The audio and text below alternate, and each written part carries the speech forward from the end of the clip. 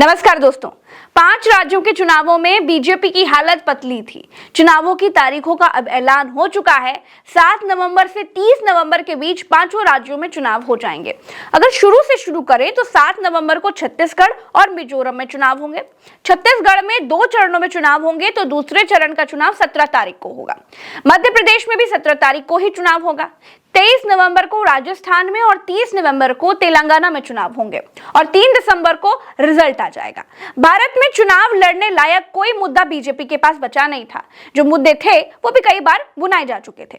BJP के पास ले दे के मेन मुद्दा कांग्रेस की बुराई करने का है, लेकिन इजराइल और फिलिस्तीन के बीच युद्ध के बीच ट्रोल आर्मी ने धर्म के आधार पर एक वर्ग को टारगेट करके कुछ नया करने की कोशिश की है।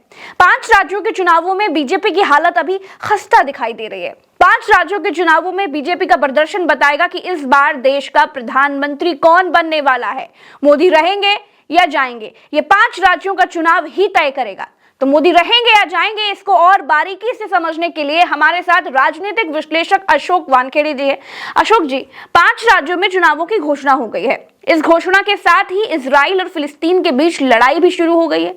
इस लड़ाई से हिंदू मुसलमान करने की पूरी कोशिश चल रही है। अब मिडिल ईस्ट की ये जंग बीजेपी को फायदा देगी या नहीं? सवाल ये है प्रज्ञा, जब भारतीय जनता पार्टी के पास बताने के लिए कुछ नहीं होता है तो वो पाकिस्तान को साथ में ले आता है, मुसलमान हिंदू करने का प्रयास करता है, हलाल, झटका, हिजाब, कब्रिस्तान, शमशान, ये सारी बातें तब आती है जब आपके पास बताने के लिए कुछ नहीं है। आपकी उपलब्धियां, आपको मध्य प्रदेश में आपके पास सरकार है तो वहाँ उपलब्धियों के नाम पे 50% रिश्वत का टैग लगा हुआ है, एंटी इनकम्बेंसी है, भयानक वहां पे नाराजगी है।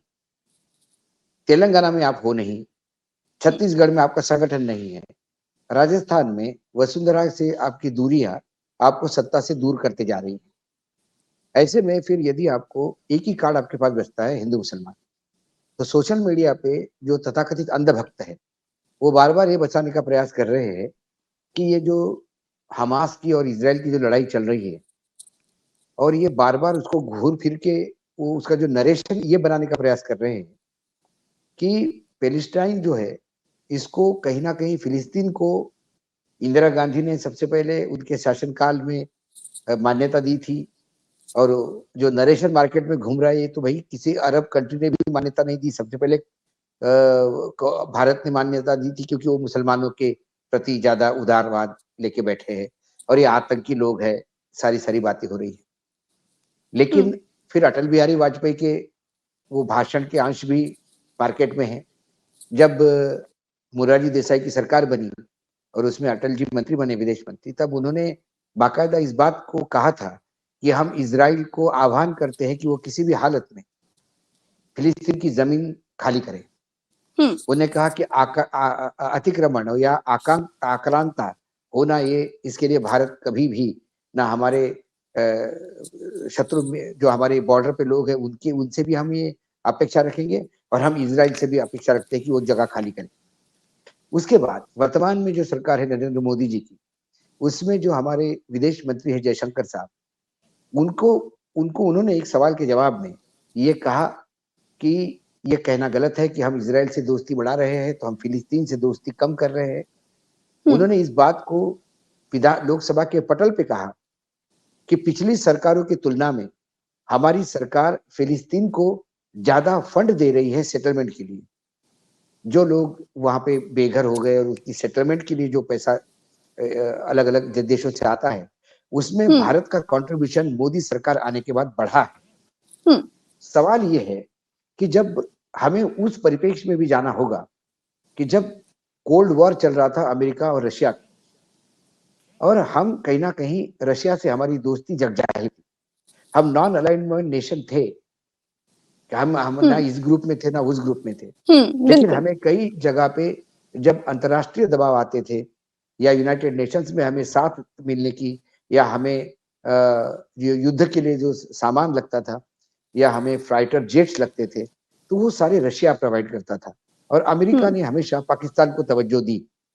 उनकी अमेरिका की रणनीति अलग होगी क्योंकि अफगानिस्तान में अमेरिका को सामने एक फ्रंट पे चाहिए था, उन्हें पाकिस्तान को तवज्जो दे दी। तो इजराइल ये अमेरिका का एक नेचुरल दोस्त कहा जाता है और ये पहले दिन से है। तब से लेके आज तक जब जब भारत ने पहले फिलिस्तीनी को ज्यादा मदद की या उसके तरफ ज्यादा मान्यता दी, वो रशियन ब्लॉक के साथ रहने की वजह से दी थी।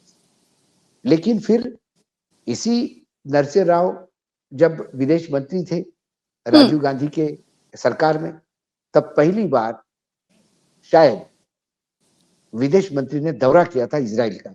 तब से इजराइल के लिए दरवाजे खोलना शुरू हुए थे राजीव गांधी के समय, और फिर इजराइल से दोस्ती लगातार बढ़ती रही। जब कारगिल का युद्ध हुआ अटल जी के टाइम पे, तब भी इजराइल ने बाकायदा हमें जो बोफोर्स के जो तोप के गोले थे वो इजराइल से आए थे। तो इजराइल की भारत की दोस्ती इस कंडीशन पे नहीं है कि भारत फिलिस्तीन से दुश्मनी करेगा। भारत की उतनी ही दोस्ती फिलिस्तीन से भी है, इजराइल से भी है। लेकिन अंधभक्त जिनको इतिहास, क्योंकि जब नेता ही पढ़ा लिखा नहीं हो तो फिर उनके फॉलोअर पढ़े लिखे होने की अपेक्षा नहीं रख सकते, इसलिए वो फिलिस्तीन को गलत मानते हैं। लेकिन वर्तमान में जो लड़ाई है, यदि हमारी सरकार ने कहा कि हम इजराइल के साथ खड़े हैं, वो इसलिए नहीं खड़े हैं कि वो फिलिस्तीन वर्सेस इजराइल नहीं है। वो फिलिस्तीन में एक आतंकवादी गुट है जिसने आतंकी हमला किया है। बिल्कुल ठीक बात है। एक आतंकी हमला है। यदि आतंकी हमला वो वहां करता है तो वो फिलिस्तीन ने हमला किया ऐसा नहीं मानेंगे हम। और किसी भी आतंकी हमले के खिलाफ देश हमेशा खड़ा होता है। भारत ने हमेशा आतंकवाद के खिलाफ आवाज उठाई है। इजराइल और फिलिस्तीन के बीच जो हो रहा है उससे जो उसकी जो हिंदू मुसलमान की बहस यहाँ अपने भारत में चल रही है, 5 राज्यों के चुनाव से पहले चल रही है, इसका क्या प्रभाव पड़ने वाला है? इसका मुझे नहीं लगता हिंदू मुसलमान का कोई प्रभाव पड़ेगा।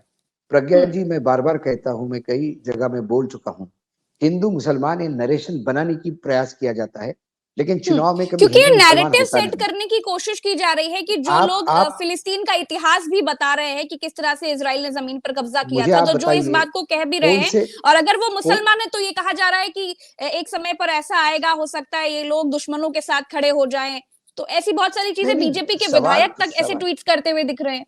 नहीं, बीजेपी के मतलब वो जो जिन लोगों को और कोई ट्वीट करने, जिनको अपनी उपलब्धियां बताने की जरूरत जगह ही नहीं है। यदि मैं कल मुझे पूछेंगे कि अशोक वानखेड़े जी आप कहाँ रहते हैं और मैं झोपड़पट्टी में रह रहा हूँ, तो भाई जबरदस्ती पास के राष्ट्रपति भवन का एड्रेस बार बार दूं, राष्ट्रपति भवन के बिल्कुल पास में रहता हूँ। नहीं, आप अपना बताइए, राष्ट्रपति भवन मत गिनाइए बार बार। आप अपना बताइए ना, आपकी उपलब्धियां क्या है, चुनाव में जा रहे हैं। ये नैरेटिव तो सेट करने की कोशिश की जा रही है ना, इससे कोई फर्क नहीं पड़ता, कोई फर्क नहीं पड़ेगा। मैं आपको बता रहा हूँ कौन से चुनाव में हिंदू मुसलमान से फर्क पड़ा, चलो मुझे बताइए। आप उत्तर प्रदेश में रहती है, उत्तर प्रदेश में हिंदू मुसलमान की वजह से वहां सरकार आई। यदि आई होती तो अयोध्या के सेक्टर में बीजेपी हारती नहीं, जहां मंदिर बन रहा है। यदि हिंदू मुसलमान चलता तो काशी विश्वनाथ का कॉरिडोर देने के बाद 52 सीटों में से 27 सीटें अखिलेश यादव को नहीं मिलती।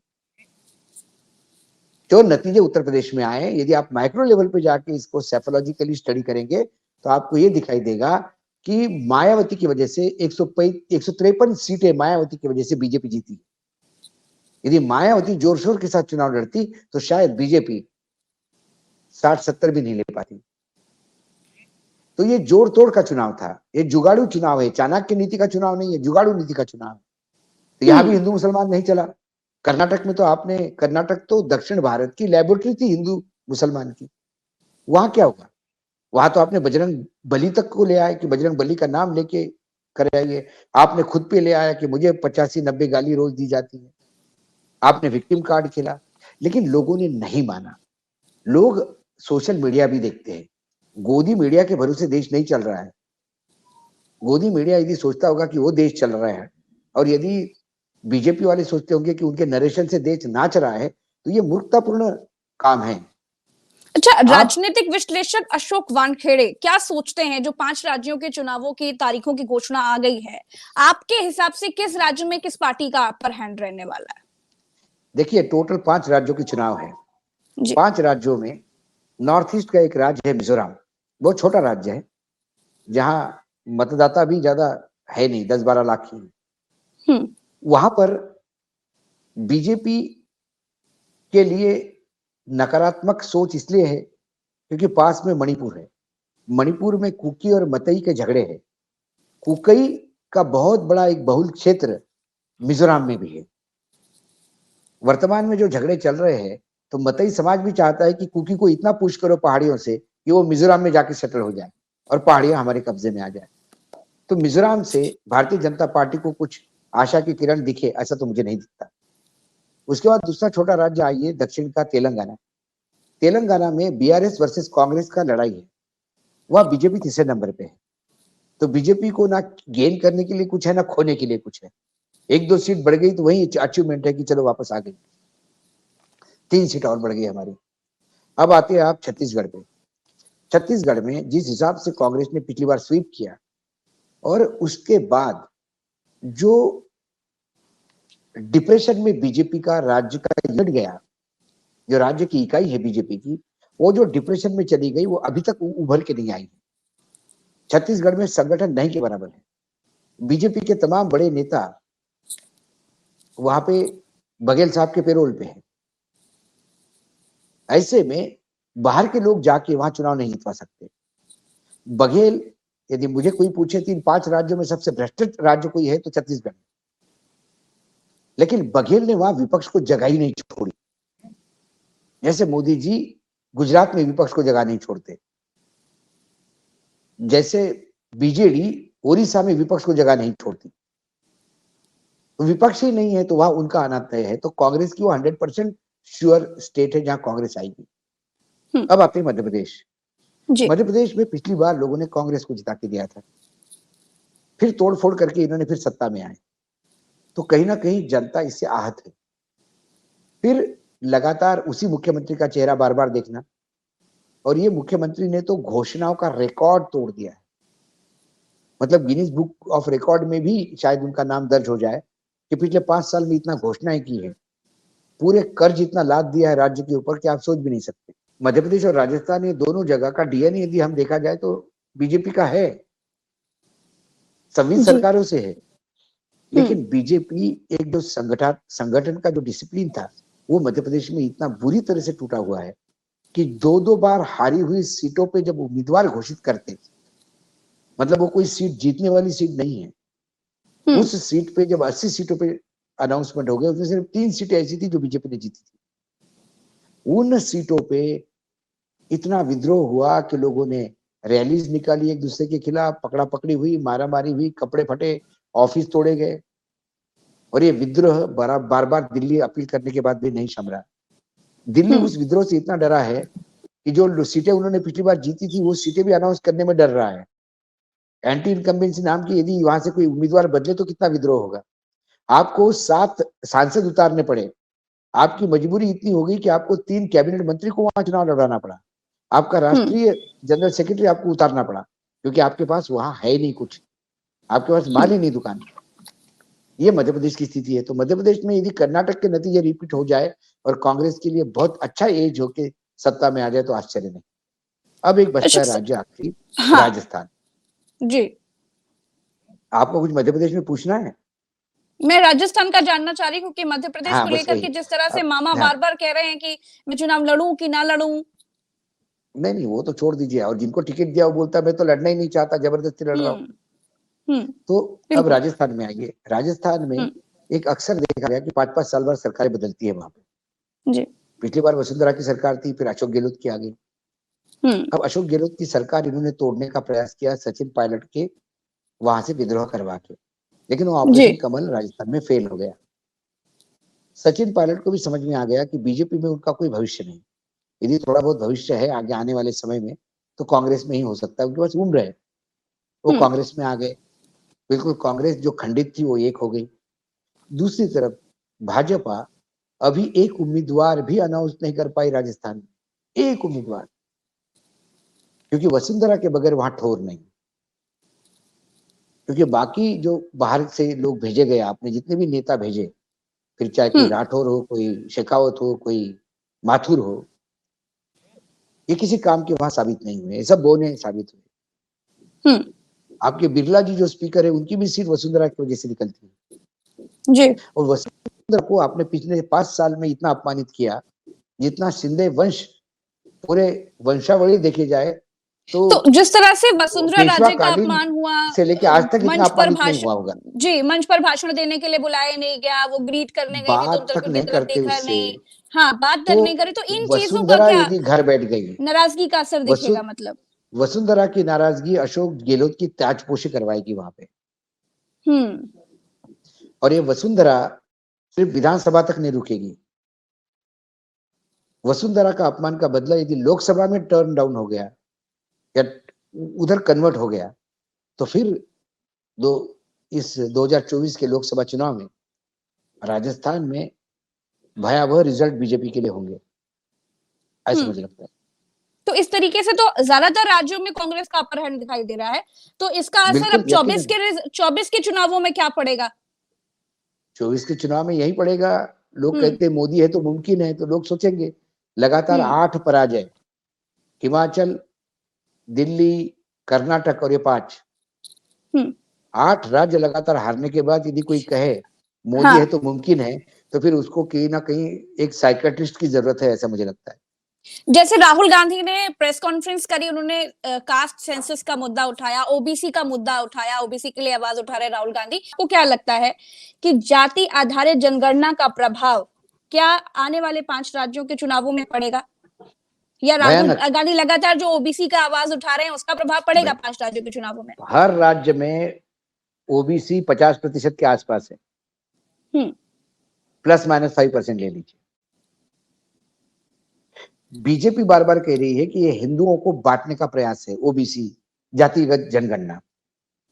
हिंदू को कौन बांट रहा है? हिंदू कब बटा? वैदिक पीरियड में तो हिंदू बटा नहीं था। सवर्ण वर्ण व्यवस्था कब लागू हुई?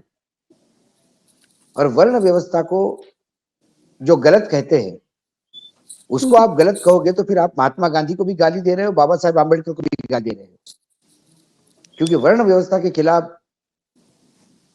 जब महात्मा गांधी ने आवाज उठाई पूना पैक्ट में, उसके बाद ही संघ भी महात्मा गांधी के खिलाफ चला गया और वो इस हद तक लड़ाई चलती गई कि महात्मा गांधी को अपनी जान खोनी पड़ी। आंबेडकर जी ने तो जब लाहौर में एक फंक्शन में उनको बुलाया गया था और उन्होंने जो लेख मतलब भाषण तैयार किया था, बाद में वो भाषण इतना तीखा था कि वो भाषण वहां हुआ नहीं, तो लेख के रूप में जब छपा तो उसको महात्मा गांधी जी ने अपने अखबार में भी फिर से रिपीट किया। जो वर्ण व्यवस्था पे लगातार हमले कर रहे थे, प्रधानमंत्री कहते कि हिंदू समाज बांट रहा है, प्रधानमंत्री स्वयं को अपने आप को ओबीसी कहते हैं, वो क्या है? प्रधानमंत्री कहते कि एक दलित को मैंने राष्ट्रपति बनाया तो कांग्रेस ने अपोज किया, कांग्रेस दलित विरोधी है। मैंने एक ट्राइबल को राष्ट्रपति बनाया तो आपने ये क्यों नहीं कहा कि मैंने किसी हिंदू को राष्ट्रपति बनाया?